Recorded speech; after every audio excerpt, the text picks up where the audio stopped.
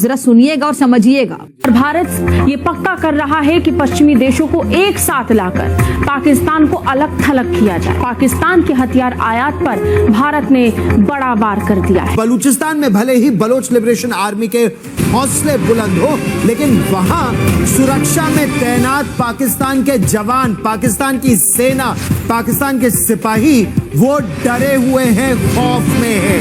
Balochistan levies force के director general ने बाकायदा एक लिखित सर्कुलर जारी किया है जिसमें कहा है कि जो सिपाही बलूचिस्तान में पीठ दिखाएगा उसके खिलाफ सख्त कार्रवाई की जाएगी। इंडिया ने नेदरलैंड के डिफेंस मिनिस्टर को कहा है कि पाकिस्तान को डिफेंस इक्विपमेंट आपने कोई नहीं देना। इट मींस कि इंडिया इतना कंसर्न्ड है पाकिस्तान के बारे में। इंडिया ने नीदरलैंड को जोर देते हुए ये बात की है कि पाकिस्तान दहशतगर्दी को सपोर्ट करने वाला मुल्क है।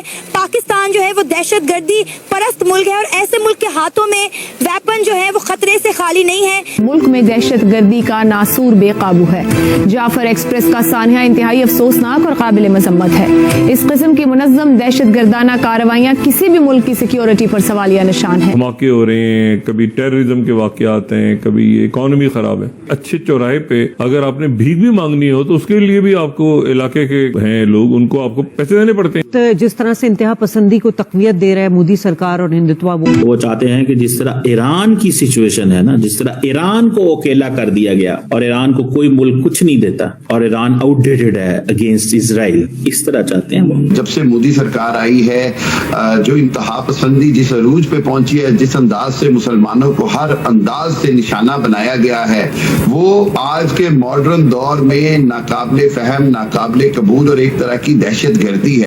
हम लाते हैं टॉक शोज और अनलिमिटेड एंटरटेनमेंट सिर्फ YouTube पर। अगर आपने अभी तक हमारा चैनल सब्सक्राइब नहीं किया तो अभी सब्सक्राइब करें और बेल आइकॉन को क्लिक करके हमारी लेटेस्ट वीडियोस के बारे में अपडेट जानें। ये इंडिया की डिमांड है सर। जिनको नहीं पता वो कहते हैं कि अगर आप पाकिस्तान को करेंगे तो हमारी कैपेबिलिटी कमजोर होगी। ये equipping Pakistan with arms undermine stability से कम होती है। सो पाकिस्तान को किसी किस्म के refrain by supplying any kinds of arms, weapons, platforms, military technologies to Pakistan को नहीं देनी है आपने, नेदरलैंड भाई।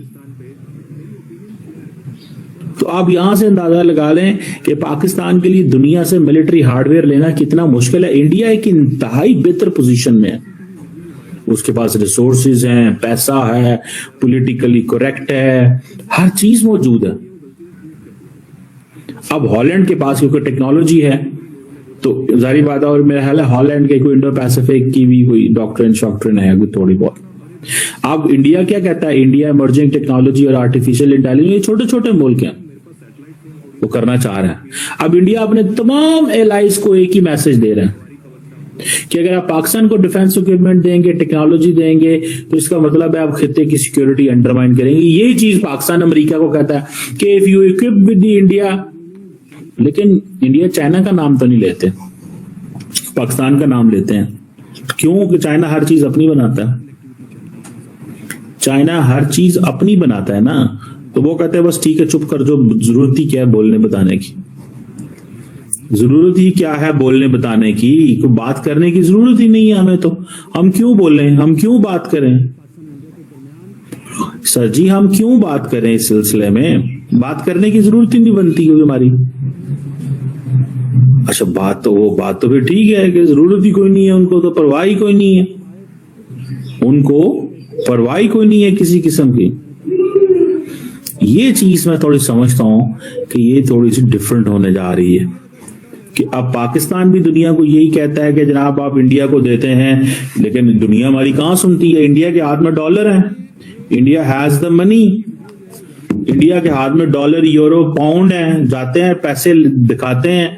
वो जैसे हमारे इधर कहते हैं ना, मैंने नोट बहा मेरा मूड बने, जब पैसा दिखाएंगे मूड बनता है दुनिया का, तो कहते हैं अच्छा आ रहे हैं यार, पैसे आ रहे हैं इनको, ठीक है। और पाकिस्तान पे वो चढ़ाई है सारा टाइम। सो पाकिस्तान के पास दो मुल्क ही रह जाते हैं, एक चाइना, दूसरा टर्की, और तो कोई मुल्क ऐसा नहीं है जहां से हम कुछ ले सकें। सो इस चीज से अंदाजा लगाएं कि कोई इंडिया बहुत बड़े पैमाने पे डिफेंस इक्विपमेंट नहीं ले रहा हॉलैंड से, लेकिन फिर भी इंडिया मना कर सकता है। इंडिया मना कर सकता है कि आप नहीं देंगे, और ये इंडिया की शर्त होती है। लेकिन आप बगौर देखें तो पाकिस्तान से ज्यादा कोई सॉफ्ट स्टेट है ही नहीं। मतलब जिसका जो मर्जी आ रही है कर रहा है, मतलब करता जा रहा है, बस ऐसे ही चलेगा।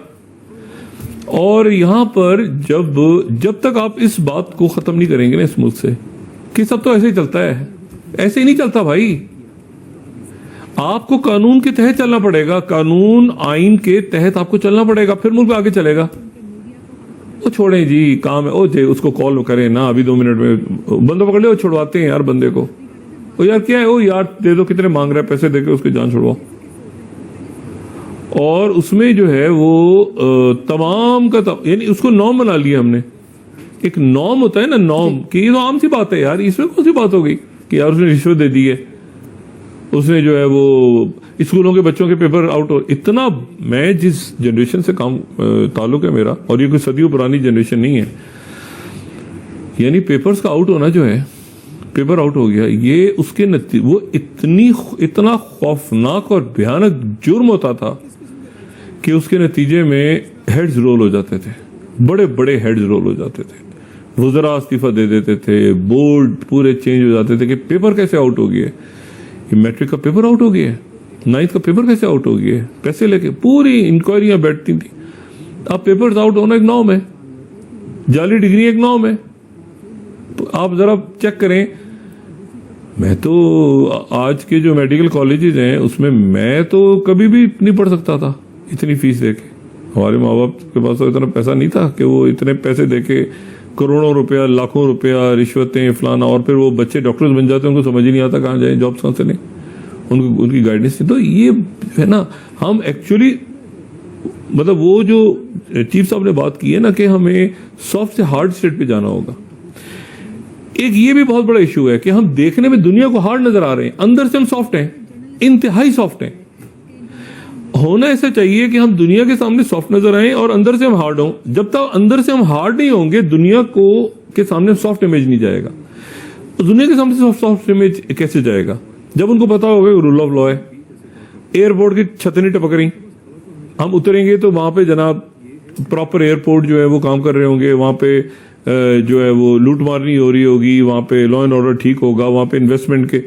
तो मैं इसको जिस तरह इंटरप्रेट कर रहा हूं, हो सकता है मैं उस तरह से बात ना समझ रहा हूं जिस तरह से कल चीफ साहब ने कही है उसमें, लेकिन मैं ये समझता हूं कि पाकिस्तान इतना सॉफ्ट कर दिया आपने उसको, अंदर रियासत को इतना सॉफ्ट कर दिया है, अदारे भी सॉफ्ट हो गए हैं, वो सब कंफर्ट जोन में चले गए हैं ना, वो किसी को फिक्र ही नहीं है। वो 5 गाड़ियां हो यार, 4 गाड़ियां और ले आओ ना उस डिपार्टमेंट से, वो यार उस वजारत को मर्ज करके उधर। आज ये चीनी वाला, उसको सर पैर समझ नहीं आ रहा, वो चीनी की कीमत अब तो मैंने अपना दिमाग खपाने खत्म कर दिया उस तरफ, क्योंकि सिस्टम कोलैप्स हो चुका है ना। तो आपको ये वीडियो कैसा लगा कमेंट बॉक्स में जरूर लिखिए, इस वीडियो को लाइक कीजिए, शेयर कीजिए, सब्सक्राइब करना ना भूलिए आपके चैनल EFC और जेड को। मिलते हैं अगली वीडियो में। जय हिंद।